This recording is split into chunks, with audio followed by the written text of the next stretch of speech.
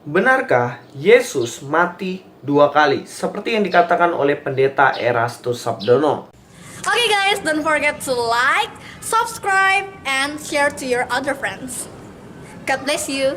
Shalom alaikum, selamat datang kembali di channel ini. Kali ini saya akan meluruskan pengajaran dari seorang pendeta yang jemaatnya banyak banget, yaitu pendeta Erastus Sabdono. Kesalahan pendeta Erastus Sabdono adalah mengatakan bahwa Yesus matinya dua kali guys, bukan satu kali. Mari kita dengar videonya. Aku memberi diriku mati, mengosongkan diri, jadi manusia. Sudah jadi manusia direndahkan, mati lagi di kayu salib. Dua kali loh tandus mati itu. Dari anak-anak di surga dibunuh, dikosongkan loh. Semua kenangan, ingatan dihilangkan. Jadi nol. Mati, asli mati. Lalu di kayu salib mati lagi. Jujur nih ya guys, sebenarnya saya sangat senang banget dengan pengajaran dari Pak Pendeta Erastus Sabdono ini. Tapi itu dulu, ingat ya, itu dulu. Waktu saya masih kuliah, masih belajar teologi. Tapi memang waktu itu pengajarannya masih mantap punya, masih oke. Tapi kok makin kesini ajarannya tuh makin aneh, binyeleneh guys. Masa dikatakan Yesus itu matinya dua kali? Memangnya ada ayat yang mengatakan atau setidaknya mengindikasikan bahwa Yesus mati dua kali? Kan gak ada. Memang Yesus pernah mengatakan bahwa manusia harus dilahirkan dua kali. Dilahirkan dua kali. Itu percakapan dia dengan Nikodemus. Tapi Yesus tidak pernah mengatakan bahwa dirinya mati sampai dua kali. Dari anak-anak di surga dibunuh, dikosongkan loh. Semua kenangan, ingatan dihilangkan. Jadi nol. Mati, asli mati. Itu kan dengar, katanya kematian Yesus yang pertama adalah ketika dirinya dikosongkan atau dibunuh. Dan bahkan secara ekstrim dia mengatakan bahwa ingatan dari Yesus dihapus sama sekali. Nah, kalau ini jelas ajaran ngawur bin sesat. Nah, mari kita cek ayatnya mengenai teori pengosongan diri ini. Teori ini ada dalam Filipi pasal 2 ayat yang ke-7. Dikatakan di situ, melainkan telah mengosongkan dirinya sendiri dan mengambil rupa seorang hamba dan menjadi sama dengan manusia. Kata yang dipakai di sini adalah bersifat aktif, yaitu mengosongkan dirinya. Misalnya Anda pergi memukul kucing, itu kalimat aktif. Sama seperti di teks ini, Yesus mengosongkan dirinya. Berarti tindakan Yesus mengosongkan dirinya. Mengosongkan, bukan dikosongkan. Tapi pendeta Erastus mengatakan dikosongkan ya guys. Dari anak-anak di surga dibunuh, dikosongkan loh.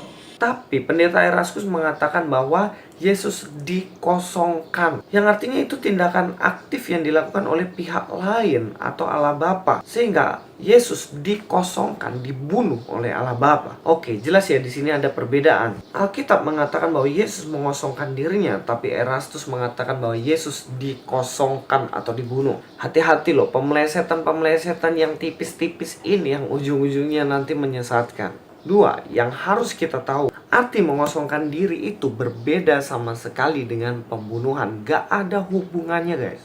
Saya akan menjelaskan sedikit mengenai pengosongan diri ini. Pertama, pengosongan diri berasal dari bahasa Yunani keno, atau yang secara ilmiah kita sering sebut sebagai kenosis. Secara literal, ini berarti mengosongkan isi sesuatu hal. Misalnya, ada tong berisi air lalu airnya ditumpahkan dan tidak ada isinya lagi. Ini berarti tindakan yang bernama keno atau kenosis. Secara kiasan, kata keno ini memiliki beberapa arti guys. Pertama, menjadikan sesuatu sia-sia. Contohnya kamu memiliki kesempatan untuk pergi ke bioskop nonton film gratis karena dapat tiket gratis. Tapi kamu lebih memilih untuk di rumah lalu tidur dan menyia-nyiakan tiket itu. Itu berarti keno. Kedua, menghilangkan sesuatu seperti dalam 1 Korintus pasal 9 ayat 15. Yang mana Paulus enggan kehilangan sesuatu yang dimilikinya. Ia menyebutnya dengan sebutan kata keno. Contohnya, kamu punya kamera Sony lalu temanmu pinjam dan temanmu menghilangkannya. Itu bisa memakai kata keno. Ketiga, arti kata ini bisa untuk menyebut ketika orang menghilangkan sebuah hak prerogatif orang, ataupun dia mengambil sesuatu hal yang tidak penting, posisi yang tidak penting. Contohnya ketika Presiden Jokowi pergi ke Korea Selatan, tapi dengan status turis saja guys, bukan sebagai status kepala negara, maka bisa dipakai kata kenosis, sebab ia pergi dengan status bukan presiden. Sebab kalau presiden dia pasti dihormati di tempat itu, tapi dia mengambil hanya sebagai seorang turis, yang tentunya dia tidak akan terlalu dihormati seperti kepala presiden ketika berkunjung ke Korea Selatan. Intinya tidak mau mengenakan kehormatannya. Makna ketiga inilah yang cocok dipakai untuk Filipi 2 ayat yang ke-7. Sebab dikatakan di ayat itu, melainkan telah mengosongkan dirinya sendiri dan mengambil rupa seorang hamba. Hamba yang artinya posisinya rendah kalau dibanding dengan Tuhan. Yesus mengambil posisi hamba, rendah dibandingkan dengan jabatannya yang sebenarnya tinggi banget, yaitu Tuhan. Dan menjadi sama dengan manusia. Manusia yang tidak ada artinya jika dibanding dengan Tuhan yang adalah pencipta.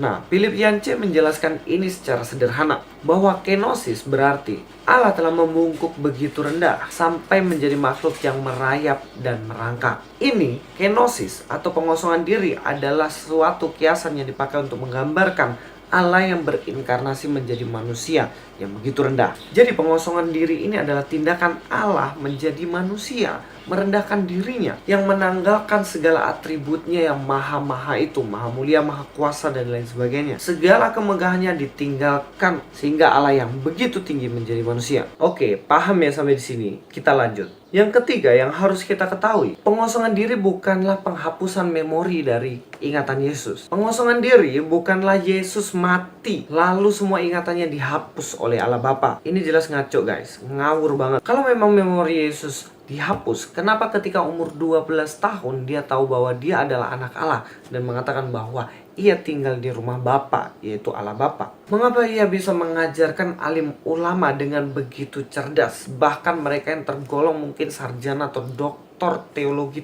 Taurat pada waktu itu justru kalah dan terkagum-kagum oleh kecerdasan Yesus. Sekali lagi, pengosongan diri bukanlah menghapus semua ingatan dan memori dari Yesus, tetapi merendahkan posisinya yang adalah Tuhan menjadi atau mengambil rupa sebagai manusia dan begitu rendah. Jadi bukan mati 2 kali loh ya guys ya. Keempat, yang harus kita ketahui bahwa Yesus tidak pernah mengatakan dirinya mati 2 kali. Sepanjang hidupnya tidak pernah. Ia mengatakan bahwa ia akan mati 1 kali saja dan bangkit pada hari yang ketiga. Salah satunya dalam Markus 9 ayat 31. Kita baca di situ. Sebab ia sedang mengajar murid-muridnya, ia berkata kepada mereka, anak manusia akan diserahkan ke dalam tangan manusia, dan mereka akan membunuh dia. Dan 3 hari sesudah ia dibunuh, ia akan bangkit. Ia mengatakan bahwa dirinya akan dibunuh dan ia akan bangkit. Tidak pernah ia mengatakan bahwa dirinya pernah dibunuh sebelumnya dan esok akan dibunuh lagi. Nggak ada guys. Yesus mati 2 kali, hanya 2 orang yang mengatakan dan mengarangnya. Yang pertama pendeta Erastus Sabdono, dan yang satu lagi saya nggak mau sebut, kalian udah tahu sendiri ya guys ya. Ia mengatakan bahwa Yesus akan datang lagi dan membunuh semua babi di dunia ini dan menjatuhkan, merobohkan, menghancurkan semua salib di dunia ini. Habis itu mati untuk kedua kalinya. Oke deh, Pak Erastus, please baliklah ke ajaran yang benar yang berdasarkan Alkitab, bukan karangan-karangan semata. Dulu ajaran Bapak bagus dan saya harap Bapak kembali kepada ajaran yang bagus itu.